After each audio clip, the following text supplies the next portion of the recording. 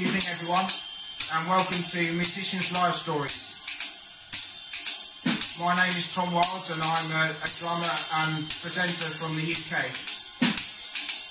This is the first episode in my new podcast where I speak to high-level musicians and drummers about their careers in the music industry.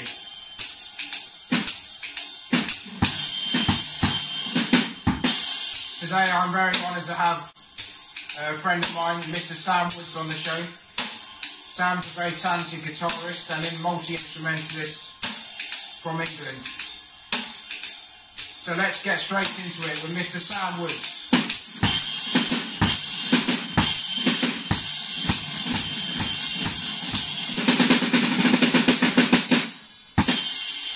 So hi everyone, welcome to Musicians Live Stories, a new podcast I'm running to kind of speak to friends of mine who are involved in making music. So today we got Sam Woods joining us, a great guitarist from Kent. So hi Sam, how you doing? Hello mate, yeah I'm good, how are you? I'm well, thanks. Are you keeping safe and everything? I'm getting through it, yeah. Cool, yes. So you're still keeping busy with music and stuff?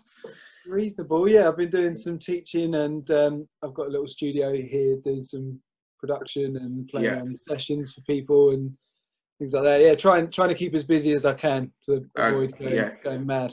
Good stuff. So so I thought it might be nice to first to kind of get a bit of backstory as to where. So you obviously play guitar and other instruments, but how old were you when you kind of were first kind of heard music in the household? Did your parents kind of encourage you to listen to music?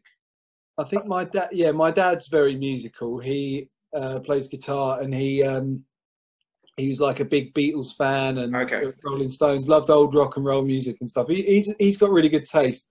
So I was introduced to music quite young by him, and sort of, he had guitars and a keyboard and stuff in the house. So I started playing on those and trying to make some noise when I was really young. He reckons I was about 3 when I first started taking some sort of interest in playing his guitars and stuff. Sure. You know. Yeah, so do you remember the first kind of bands or musicians that you heard on the radio or on CDs and things? Probably the Beatles. The Beatles were probably I remember my dad had like a Beatles chord book, this massive yellow book about this thick, and it had all the Beatles tunes in it. Nice. All transcribed really well, and I'm gonna have to get myself a copy of that because I need to look that up actually. It's really good. There's probably some quite nice things in there. Yeah, loads of really great chords and great writing and stuff. They're brilliant. I was spoken to you a little bit about this, but I think I'm right in thinking you took some private music lessons when you were growing up. Is that right? A little bit, yeah. So I didn't really have any guitar lessons, but I had piano lessons from a guy called Charlie, who was the drummer from the band Wizard. Yeah, no, Charlie. Yeah, Charlie Grant. Yeah. So he was I think he was on the Christmas track or something. I know I wish it could be Christmas. Yeah. I know he's definitely in the video playing on that. With his. I hope for his sake he's got points on it. Yeah. On the session, but I don't know if he did. Do you know if he played on it or whether he was in the video? Or did he? I think he played on the real track, but I think he mimed it on top of the pops, didn't he? But right, yeah, exactly. Yeah, you can see clips of him. So anyway, he's quite good. He's quite a good piano player too. He introduced me to like the sort of boogie woogie piano style and Chuck Berry and things like that. So he was quite influential in the few sort of months that I spent learning from him, and he showed me a little bit drums as well. I had some like some fake kit, I had like some pads, drum pads, electronic things, which sounded absolutely awful.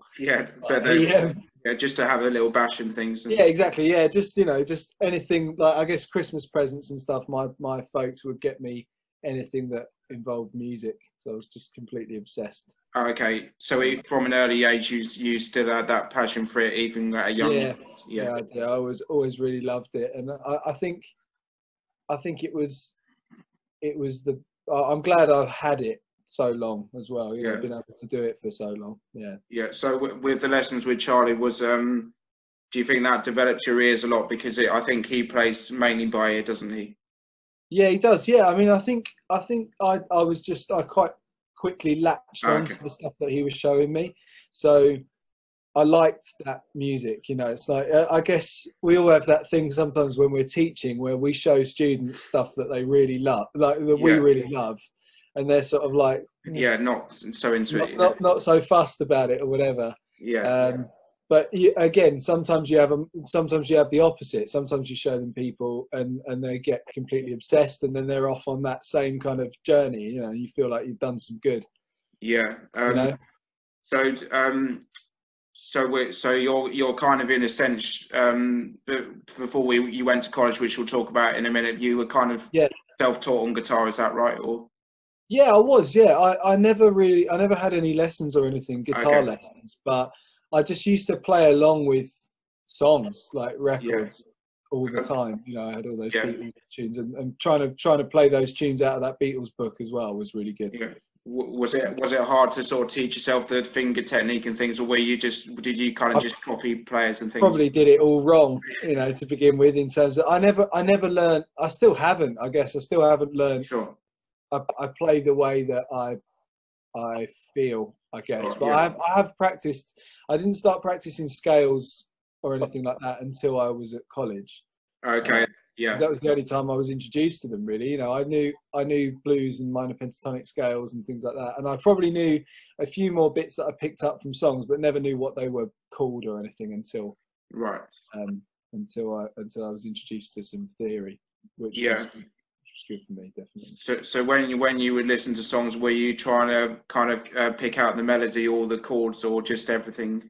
Yeah, so like when I was at school, I guess I was in my first year of secondary school, there was an album came out by John Mayer called Continuum. Yeah, I love that record. Yes, which I just fell in love with that album so quickly. You know, it was the first thing I'd heard where somebody was like a brilliant guitar player, but also like an amazing songwriter, and he was really famous, and everybody loved him and stuff. Yeah, he had the whole package, I guess. All the girls loved him and all that. You know, like everybody was obsessed with him, and I really was really drawn to that. He's So he wasn't like you had sort of the modern day artist who maybe like X Factor artists who maybe isn't quite as skilled musically as he is, obviously. Yeah, I was just excited about something being in the charts and really sort of famous, but I actually really liked it as well. I mean, I think that was the I know what you mean. Experience of that I'd ever had. Was there a particular track on that album that kind of really caught your ears, or was it just top to bottom, man? I learned the whole record. I think inside out. You know, just played along with it, and so I guess in a sense, I was playing songs with there's some slightly more complicated, like sophisticated harmony on that album. And I just had a great time playing along with that, and I got into the Chili Peppers and stuff like that. I was at school as well, so I had a bit more of a varied taste as I was growing up. Got into some rock stuff, Zeppelin and all that. Yeah, great. So to fast forward a few years, maybe. So you, I think you left secondary school you were about 16. Is that right? Yeah, I did. And so you did, you chose not to do A levels, and then I think you enrolled on the music course at West Kent College. Is that right? I did, yeah, on the advice of Sam Cox. Yeah. So I think you've got a bit of a funny story about that, is it? Yeah, well, so there was a supply teacher at my school and these were the first gigs I ever did as well. I'd never done any gigs or anything before this, but there was a guy who came in as a supply teacher. It's hilarious now when I think about it, but I was playing some piano in the music room, and he heard me playing, and he asked me if I wanted to go and do a gig with his band, which was in a pub in Tunbridge Wells, and I was only 13. You know, that's very young, yeah. Did gigs, you know, these gigs. They used to have to like hide me in the corner. Because I guess technically you weren't really allowed to. Yeah, they wouldn't let me in anywhere. So, yeah. I don't think I ever had one where they actually threw me out. Okay. There was a couple where they were a bit bit sort of, you know, unsure about me being in there, so they used to have to hide me at the back, you know. So and just give you a lemonade or something. Exactly, yeah, sit me in the back with a, you know, orange juice and lemonade, yeah. So before we go into the college years, what was it like playing with those older musicians? Was it quite? Did you just look up to them as players, or was it just fun to play in local venues? And it was just great. Like I think the experience of that straight away was really good. Like we played. They did an album launch at the 100 Club. Oxford Street, great venue. Yeah, it's a really great venue, and I loved it playing there. I knew I'd seen some clips, you know, YouTube clips and things of people that I really liked playing there and stuff. So that was cool to get to do that. And Sam Cox also, who was the drummer from that band, he was a little bit closer. He was about 17 when I started doing that, so he was a little bit closer to my age as well. So he asked me what he was like. What are you doing when you leave school? I was like, I don't know. And he goes, I'll tell you what you're doing. You're going to do the music course at West Kent College. So you kind of had to go along with it. I had no choice. Yeah, no choice at all.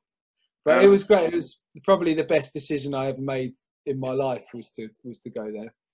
So I'm assuming Sam was telling you lots of really good things about the course, so it kind of whet your appetite a bit, did it? Or yeah, I think he'd got on really well with it. He'd been there. I guess he'd been there a year or so by the time that I was playing in that band with him. So he was really into it, and I just loved it straight away. I had great teachers, and all of these people were just willing to give you all their time and all this information and stuff, which was just the best. You know, you couldn't ask for any more.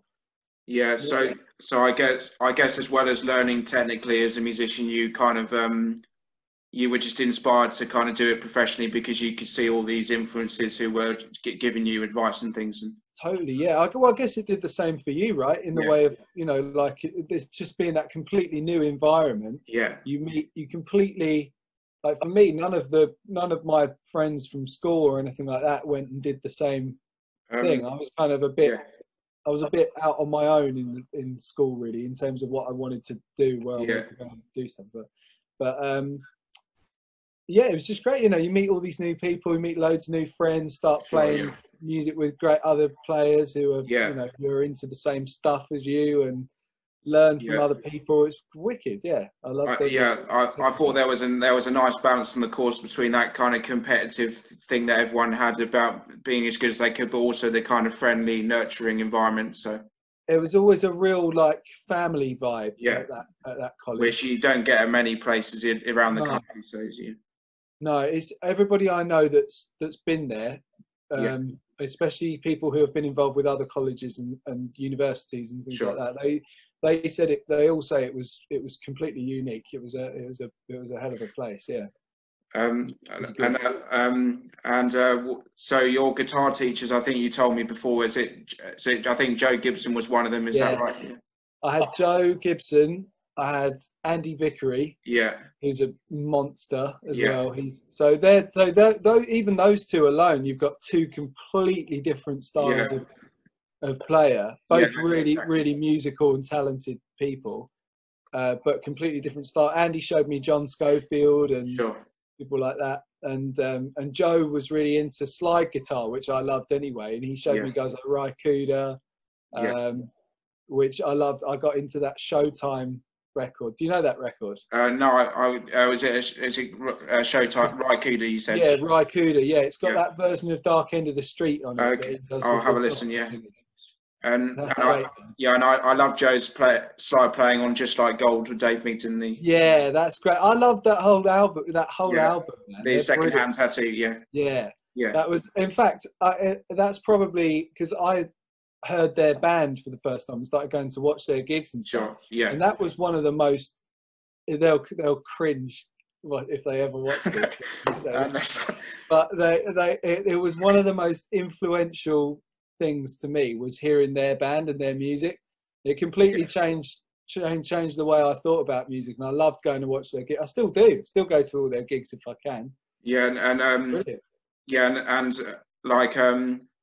I think it wasn't just because they're our cheaters. I think they were one of the top bands, regardless, in my opinion. So they're amazing. David's songwriting is just yeah, ridiculously good. It's unbelievable. And I was just thinking of other guitar teachers as well. And Chris Newton, yeah. Chris was the other guy who I had lessons with, and he was like a bit of an old like session guru. I think. Played with Bob Marley and Stevie Wonder and all these amazing people, big names and stuff. And you said he was the king of the 8-bar solo, is that? Exactly, yeah. That's I don't know if I can claim that as my quote, but yeah, he absolutely is, man. The structure of his solos is just unbelievable. Yeah. Is that just because he's very kind of supportive of the song in the way he structures his playing? Or yeah, I think so. I think he just really thinks in phrases, and everything he plays has got like such a nice motion and a nice movement and stuff. There's clips. There's a clip somewhere on YouTube of Chris playing with Lillian Boutte. Do you remember Mojo's, the little bar in Tunbridge? Yeah, just behind the station. Yeah. Yeah, so we used to do college gigs and stuff in there, and there's a clip of when Lillian came over. Yeah, I was at that gig. Were you at that one? Yeah, Chris's solo on, I think, what's the tune? It's on YouTube somewhere, I think. It is on YouTube. I think it's Lipstick Traces. Yeah, that's the one. Yeah, one of those tunes. Yeah, and he's killing on that, man. It's great solo he plays. Yeah, I remember the whole room kind of stopped when he played that solo. So yeah. It's always stuck in my mind. Yeah. Yeah. And I'm guessing you enjoyed this side of the college as well, that you were learning about music history and theory and musicianship and stuff. So it wasn't just playing guitar, which some colleges are maybe guilty of. So yeah, for sure. I think a lot of places maybe it has a bit of a tendency to go the other way, where there's not enough playing involved. Oh, okay, yeah.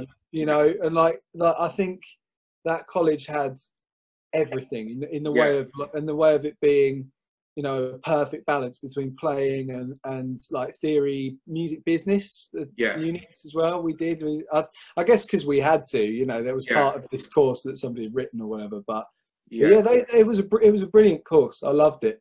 Yeah.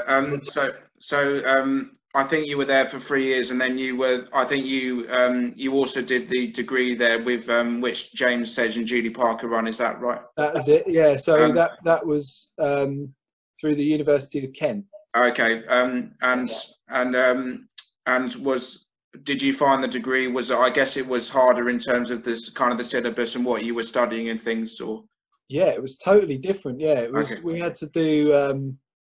You had to do these recitals and things that I'd love to see the footage back of it. I'm sure they got it somewhere. Yeah, they might have it somewhere in the archives. Yeah, I have to ask them. But there was a lot of work that went into those end of year recitals and things like that. I remember sweating a lot over that stuff. Yeah, right. Yeah, no, the thing. And then one of the highlights, I guess, which was a bit more relaxing, maybe, was your field trip to New Orleans with the degree guys. So that must have been a real great occasion to see all the great music in New Orleans. Yeah. So the second year of the degree was centered around New Orleans music. So, and as part of that, we got to do a field trip type thing where we went there and we played at the French Quarter Festival, and it sounds like a massive cliche, but it totally changed my life. That trip, it made me. I saw so many people and played with loads of great people there as well. Everyone's so welcoming. They want you to get up and sit in, and it's that kind of culture. I guess it's a very musical culture. Yeah. It's an amazing place. The first night we got there, actually, we went to a little club called the Snug Harbour on Frenchman Street, and we watched Mulgrew Miller. Okay, the piano player. I don't, to be honest, but yeah. Piano player, used to play with Art Blakey, and it was a jazz thing. Herlin Riley was on the kit. Oh, nice. James Singleton on double bass. It was killer. It was a killer band. Yeah. And that was the first little introduction. But we did tons of stuff on that trip. Yeah. It was really cool. And you had a little kind of piano lesson with John Cleary, I think, is that right? Yeah, we did. Yeah, we went to his house me and Julie went to his house for the afternoon, and had a little piano lesson with him, and he gave us a lift home actually as well after one of his gigs that we went to see, which was really kind of him. Gave us a little tour of like some of the neighbourhoods and stuff. Showed us Sidney Bechet's house and great, yeah, all this stuff. Yeah, it's really, really cool. He's got an amazing 3-story house with jukeboxes in it and piano in every room and all sorts. It's great. It's an amazing place.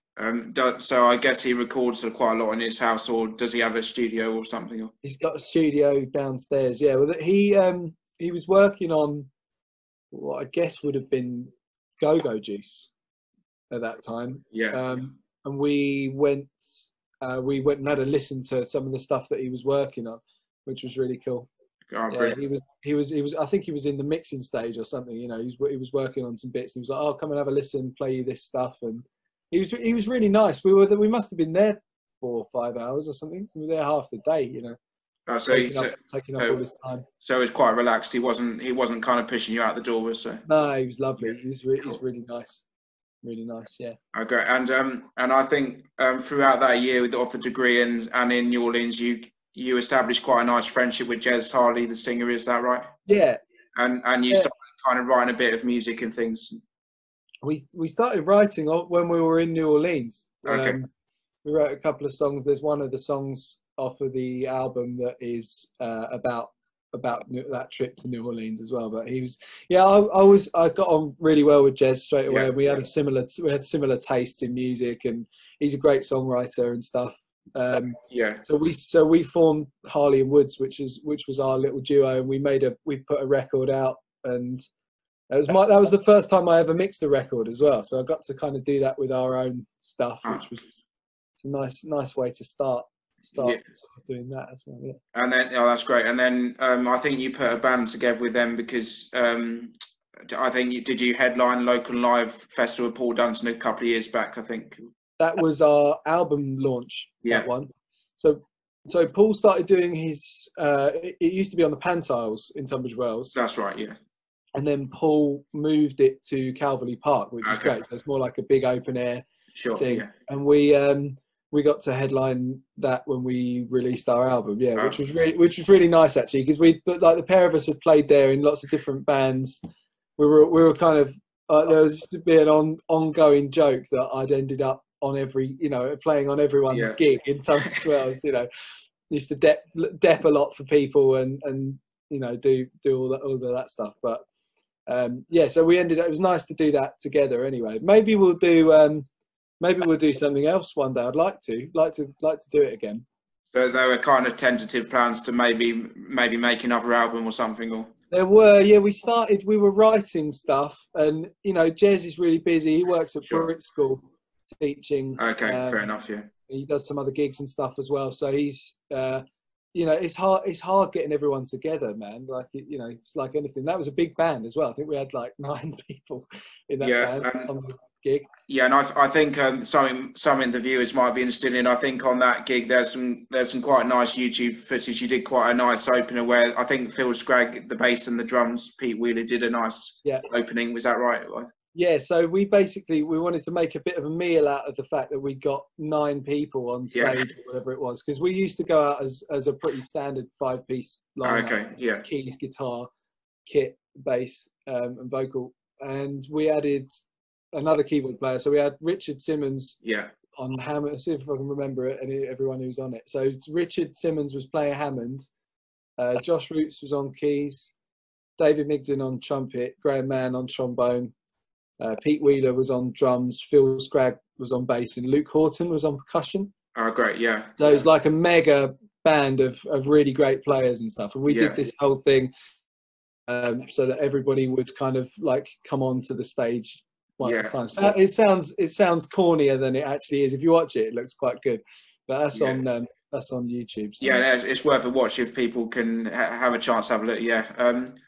So and then I guess kind of when you left college, I think we talked about. I think we both went to like Don Pipkin's the great New Orleans piano player, his night at the Alley Cat in London, and you kind of did sort of met a few musicians at that, didn't you? Yeah, there was a lot of cool people that I met through doing that, and I was just thinking about that actually. So I went to Dom's Jam, I think, just before I went to New Orleans the first time. Okay, that's quite a nice time to go, I guess. Yeah. Yeah, it was great. So he was telling me he'd been a lot, and he knows a lot of cool people there and stuff as well. And he was a real advocate for New Orleans music in the UK. He still is, he's still doing loads now. Yeah, he's a great musician, Dom. Yeah, lovely guy too. Yeah, I think it would be nice to see a bit more of that kind of music at like Ronnie Scott's, because I know John Kerry plays there, but you don't get a lot of it maybe. But no, I guess not. No, I think it's more. I think especially downstairs at Ronnie's anyway, a bit more straight ahead. Yeah, but maybe that will change eventually. Yeah. Yeah, I mean, hopefully, I can't think of anything better now than a night at Ronnie's. How good would that be? Yeah, no,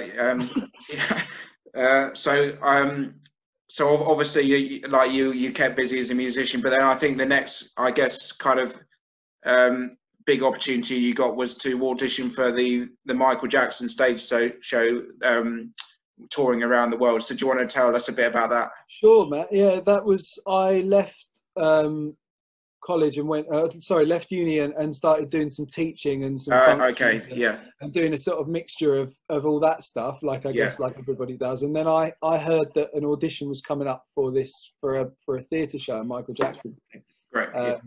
So I thought I'd have a go. Yeah.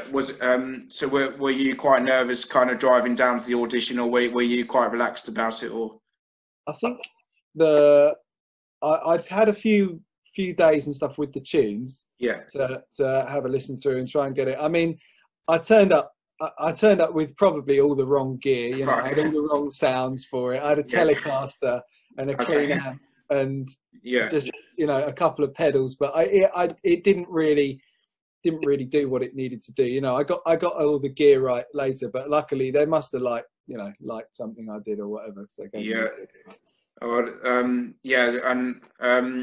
and then I guess, so was that the first time in your career you've done kind of touring in terms of being in a tour bus and kind of that kind of things that around being a musician? Yeah, sure. I mean, I'd done a little bit with Ross's band when I was younger. We did some little mini tours and toured the country, but that was so DIY. I mean, even touring UK theatre is quite DIY, but I think it doesn't really get more DIY than four people sleeping in a sort of ex-Royal Mail van together. But for me, it was really exciting because I'd never done anything like that. We got to play the Cavern Club and all these wicked venues and stuff with Ross. And he did that all off of his own back as well. Yeah. Do you mean he financed it all himself? Or he did. I mean, I guess he tried to do it on as minimal budget as possible, but he got us into some really cool places. Good for him to get those opportunities. Yeah, he's a really hard-working guy and a great songwriter as well. I'm still making some music with Ross now, which is nice. Oh, great. It's really cool. Yeah. So going back to Michael Jackson, was that so when you travelled, did you have to make your own way to the venues, or did you all travel No, they set up transport. Yeah, so it was all organised. It was quite professional, and yeah. It's well put together for sure, and it was like it was a mixture of theatre, UK theatre, and Europe, obviously, but festivals as well. The festivals they did, tribute festivals, are huge, man. There's some of these crowds are like 35,000. Oh wow, yeah, I'd be nervous playing in front of that many people. Yeah, it's crazy. But it was a great experience. Like anything in that sense, it was a brilliant experience to do it. We got to play at the Palladium and great venue, really nice places and stuff. Like lots of big theatres. Yeah. Was it a bit like playing in a West End musical show in terms of like once you'd done about say 20 to 30 shows, you kind of felt you were in the groove kind of thing? Yeah, I guess. I mean, like for me, Yeah, I think like for me, it was different for us from a West End thing as well, because we Okay. were all on stage, all the musicians were on stage, and But it was not in the pit. Yeah. Okay. no, not in the pit or anything like that. No, but I think we're a big part of the show. You know, the band on that gig, which is quite cool. You know, and people want to talk to you after the gigs and all that stuff, Yeah. which is nice, really. Yeah. But we. Yeah, I mean, I guess it took me quite a while to get into it. I didn't know what it took to do a theatre show and do it well. Yeah. And I like things like technical problems that you just never think are going to happen to you. You know, like the lights go down, you're in complete blackout. You can't see the fretboard. And then you're dealing with wireless and RF stuff. So you're on in-ears with a click track. So you take the room out of it. It was just a completely different experience to anything I'd done before. So I'd say it took me a good 6 months to really settle into it. But yeah, and it sounds like it was a great experience. But do you think you're like all the years you'd spent playing by ear and not reading music helped because you had to learn quite a big set of songs? Or yeah, I think the homework side of it. I've never been like work shy, you know, with learning tunes. If a gig comes in that you know I've said yes to, I'm going to learn the stuff. Like I wouldn't want to be. Nobody wants to be that guy who turns up not knowing it, and you know it's an awful situation to be in, because we all know what we think as well when somebody in the band's turned up and they don't know the stuff. You're like, oh. Probably won't call this person again. Yeah, it's kind of one of the aspects of being professional is just learning the material, I guess. So yeah, and just really kind of internalizing it as well to a point where you can play it really well, and not have to be stressed about the arrangements, because there's enough, especially on a gig like that. There's enough stress without worrying about like, oh, do I know the arrangements well enough? But they're quite familiar songs, I think, to us as musicians anyway. Those Michael Jackson records. So. Yeah. So I think you were on that gig for, is it about 3 or 4 years? Correct me if I'm wrong, but yeah, about 4 years. I finished in December of last year.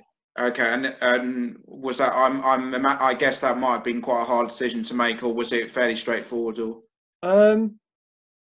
yeah, it was a tough decision. It was a tough decision on a few levels actually, because above it, as much as everything else, it's loads of work, you know, like from a musical, like financial standpoint, it's a ton of work that you're going, you know, see you later sort of thing, which is a little bit scary and daunting. But also, like, sometimes there comes a point, I think, with everything you do creatively, where you've learned everything that you're going to be able to learn from it, and you have to take a leap. So a leap of faith kind of thing, a little bit, yeah. But I mean, well, and then 4 months later or whatever, we're all in lockdown. I guess so. Maybe it was the right decision. Maybe it was. I mean, either way, we'd have been starting from scratch. You know, the theatre industry is absolutely on its knees now. So, but I'm still in touch with everybody from the show and stuff, and they're all my really good friends and stuff. So, cool. Yeah, it was nice to have made some good friends from doing that as well. Okay, brilliant. And so, if we go sort of more recently, so you one of the big names or kind of up and coming musicians you've been working with is Marie White, who's a great singer songwriter. So tell us a bit about how you met her. So I met Marie years and years ago now at the Grey Lady. In Tunbridge Wells. Yeah, in Tunbridge Wells. One of Paul Dunton's. You said about the local and live thing. Yeah. It's the same guy, Paul Dunton, who organises these gigs at the Grey Lady. And I met her there. She used to come and watch Harley and Wood's gigs and stuff, and we used to end up on the same bill every so often. Okay, nice. And so we ended up doing a gig together. She was really keen on the idea of doing a gig and stuff. So we just did that, and we've been playing together ever since. You know, we've done all sorts of stuff. We've done gigs to 2 people in pubs and all of that stuff. But she's wicked. She's a really great singer songwriter, and she's doing really well at the moment. She's got a major label record deal with Decca, and she's published by Universal, and she's got some really good stuff. And she won Glastonbury's Emerging Talent competition. Oh yeah, so that, and then you got to play at Glastonbury last year, which must have been great. Yeah, it was wicked. Yeah, it was amazing. I'd never been to Glastonbury before either, so it was all. Right. It was all. I saw loads of amazing sets that these bands and stuff. It was a really special experience, and we played 5 times as well, so we had enough opportunity to sort of let the initial sort of nerves of it all kind of. That's quite a lot, because I wasn't sure if you only did 1 or 2 shows. So that's quite nice of you. We did a bunch of them. The main one that we did was the acoustic stage. That's like a big. Okay. That's quite a big tent, and we did BBC Introducing as well. What else did we do? We did one that was like a private one, hospitality thing, backstage thing at the Pyramid stage, which was really nice. Cool. Yeah. And then we did, how many is that? That's 3. Greenpeace, that was another one, and the Rabbit Hole. Okay. So there's like they're all a bunch. Anybody who's been there will know all of those places. They're all so cool and unique in their own way, and it's great. I'd love to go again, really. Hopefully we'll get to do it again.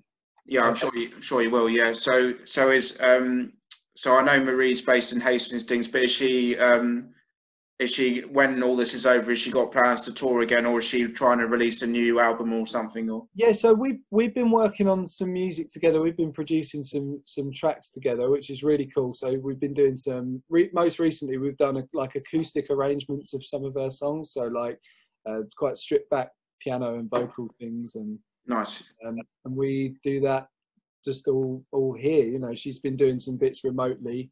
Cool. And we mix it here, and yeah, it's great. It's all sounding really good, and I think I imagine that will be sort of surfacing at some point.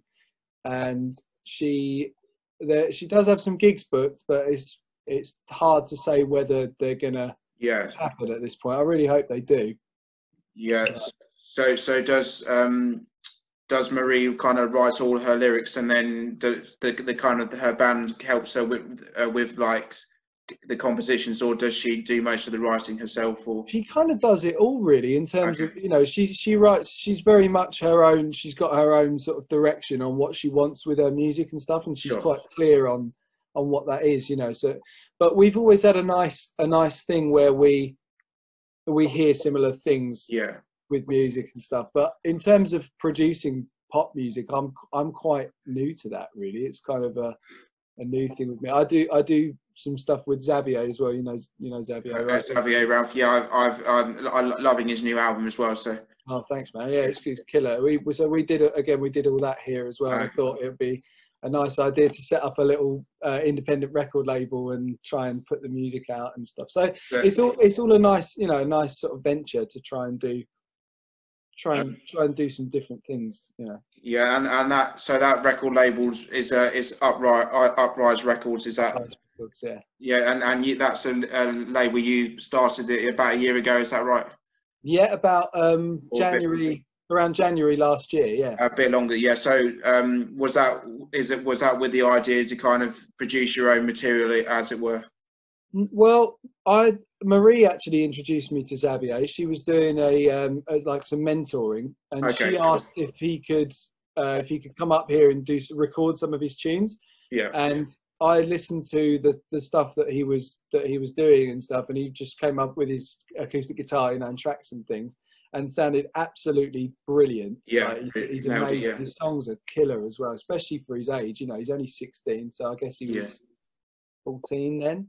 Yeah, quite really young. Yeah, really young, you know, and but really kind of switched on and a really musical. He's a really musical guy, Xavier, really good. So I thought I kind of set the label up really with the intention of sort of helping him put some production on his music and put it out and stuff. So we're well into working on album 2 now. Okay, yeah, it's really fun as well. Yeah, you may, I don't know if you agree, but there's maybe a sort of a James Morrison vibe to his music, or definitely, and kind of Donny Hathaway, but more maybe more with the instrumental stuff. But that's kind of yeah. Maybe not. I don't know. No, I think so. I mean, he's definitely a huge fan of Donny Hathaway. Okay. Yeah. And I think in the production we've gone we we used a lot more maybe acoustic instruments on the first record than we have on the second. The second record's a bit more hybrid. Okay. Between, you know, we're experimenting with synthesizers and you know, different sort of a hybrid between things like acoustic drums and electronic synth sounds. And sure, yeah, great. Sounds really, really current, really, really poppy, but it does his music justice as well. You know, it's done in a nice way. I think I'll send you some of it. See what you think. Thanks. Yeah, that'd be great. Because I was listening to the first album, so I really like I think I like the song "In the Wrong" was one of my favourites. Yeah. I think. That's cool. That's got David on it as well. On the trumpet, yeah. Played some horns, yeah. Yeah, it's a nice track that. And is it "Don't Care"? Yeah, "Don't Care" was so that was the first song that he ever played me. Yeah. And we released that as his first single as well. That's a really good song, man. Yeah. And he's developing as a writer. He's developing as a writer and a musician. He's an amazing guitar player as well. Okay. Yeah. So yeah, there's a lot of I'm really excited about what's to come with him. There's some really cool stuff. So just in case some of the viewers don't know, you're kind of as it were, kind of managing Xavier. Yeah, is that right? Yeah, manage him. Yeah. I mean, so it's kind of great. Yeah. I guess to a point, it was a bit of an experiment for me to begin with, but I really enjoyed doing it. You know, I like organising his gigs and working on social media stuff with him, and it you know, because he's so great at you know, he's sort of really into it and really enthusiastic about what he's doing as well. So it's a nice kind of positive energy. You need that sort of stuff. Yeah. So I like learning experiences. You know, I like to try and learn new things and stuff. Yeah, and would that be kind of one of your advice for some of the young players coming up? Is just try and diversify as much as you can, not just be a guitarist, but like try and learn about other aspects of the business. Yeah, I guess so. I mean, I think a lot of it is just always say yes to everything. Be very positive and just try and be positive about what you're doing and just have a great time, because we're like, while obviously we all work really hard at playing, we're really lucky, I think, to be able to do it. I think like these sort of situations, or a time like this has hit home for me a lot, like how lucky we are to get to play music. Yeah. Imagine what we do without it. You know, have you been able to play like lots since you've got a kit? I've got a practice kit at home, and I've been practicing quite a lot, and I've been going back to some of my technique rudimental work, which I've been neglecting a bit. So, and just been listening to a lot as well. But I saw some of your videos, man. It sounds great. All the lessons are wicked and stuff. The technique. I'm gonna get a practice pad and start following along. You'll have to follow Tommy Igo, because he's doing quite an intensive school, which is a bit you know what, he's a bit of a taskmaster, isn't he? But he's he's great. I had one of his books when I was at college, Great Hands for a Lifetime. Yeah, the DVD, I think, and there's a book, isn't there? Did he do a book? I think he did a book as well. The Groove Essentials is the book Groove Essentials, that's the one. Sorry, not Great Hands for a Lifetime. So that's the one with all the warm ups and all that stuff, right? Yeah, the Great Hands for Lifetimes with all like the finger control and the warm ups and the molder technique and horrible. It's so intense. Just to kind of wrap up, have you in terms of what you're doing the next few months, you're just kind of working on records and just practicing, is that right? Yeah, I've been practicing probably more than I have in the last 5 years or so. That's a nice thing, yeah. Which is cool, yeah, and it's kind of finding positives in such a sort of like horrendous situation, really. But I've got the studio here, which I've been doing some sessions and things like that. So I'm keeping as busy as I can, and I'm very much available for online lessons and sessions and stuff if anybody great, yeah. And It's I think it's at Sam Woods on Instagram if people want to kind of drop you a line or anything. Yeah, it's at Sam Woods Music. Yeah. Oh, sorry, Sam Woods Music. Yeah. Yeah, that's probably the best way. Yeah. Yeah. Thanks so much for joining us this evening, and I really appreciate your time. And thanks for having me. Thanks for letting me do it, man. Like but it's all a bit new to me, that stuff. Like, hopefully it's of interest to some people. Thanks all for tuning in and watching the show today with Sam Woods. I hope you got as much out of it as I did, and you enjoyed it. So yeah, that was episode 1. And please be sure to check out Sam's website and his social media channels, and obviously get in touch with him if you'd like to book a guitar lesson or recording session or touring or gig, and I'm sure Sam will do his best to help you out. So our next episode will be with the UK session drummer legend Mr. Ralph Salmons. The episode is due to air on my socials on Friday the 10th of July 2020, so keep an eye out for that. And I've already got some more guest books, but I'm not going to announce those yet, but please do keep in touch, and hopefully we can create this nice little online drumming and music community together, where we can sort of talk about drums and music and just help each other with our playing, and give people some stories and some ideas for their own music making if that's what they want to do. So yeah, so thanks again, and I'll see you all soon. Bye for now.